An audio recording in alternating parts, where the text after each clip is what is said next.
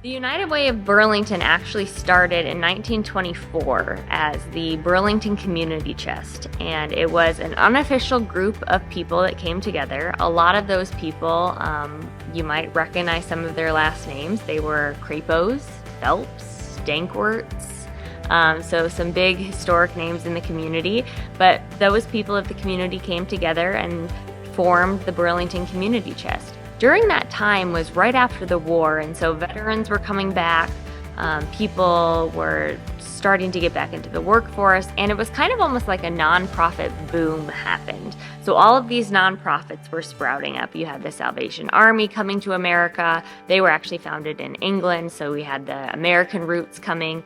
You had the Boy Scouts, you had the YMCA and the YWCA. All of those, historically, if you look back at their kind of origins, were all forming around this 1920s time.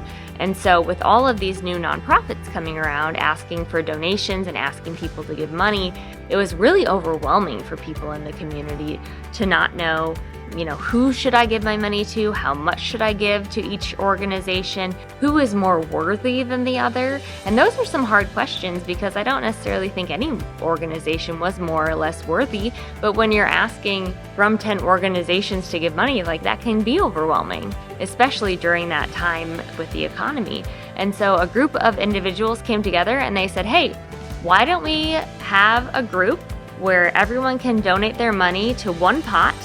So you make one donation, as much or as little as you want, and then we'll go and we'll talk to all of these nonprofits and figure out what they're trying to do, how much money they're needing each year, and we'll then divvy it out. That way, you are only giving once, but you are giving for all. And so that is truly what inspired their very first slogan was give once for all. And that group started in 1924. They did kind of a trial run campaign, raised the money. It worked out well. And so in 1925, they officialized themselves and became the Burlington Community Chest. In 1925, on the books, the first official campaign raised about $45,000, which with inflation in today's rates, that would be a little over $750,000. They served 7 agencies that first year, including the Boy Scouts, the YMCA, and the Salvation Army, which we still serve today. Back then, the United Way that we are now was started by a group of community members who saw a need in the community. They came together and they made this group happen. So it was founded by the community for the community, and that is still truly how we operate today. Today, we have agencies come to us and ask for money for different programs. So we don't just give money to an organization, they actually come with a specific program in place or a specific line item or project that they're working on. They come to us, we have a group of community members that anyone can serve on this allocations committee.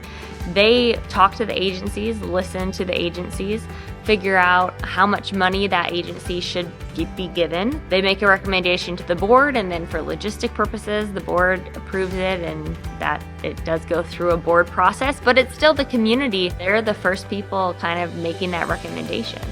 So we still have a lot of the roots of how we were founded, even still today, is how we operate. We're here for the community, and without us, some of those programs that we fund would be harmed. So while yes, we might not be a large line item in a lot of agencies' budgets, when you look at a specific program that we help fund, without our funding and support, that program might not be possible to happen the next year.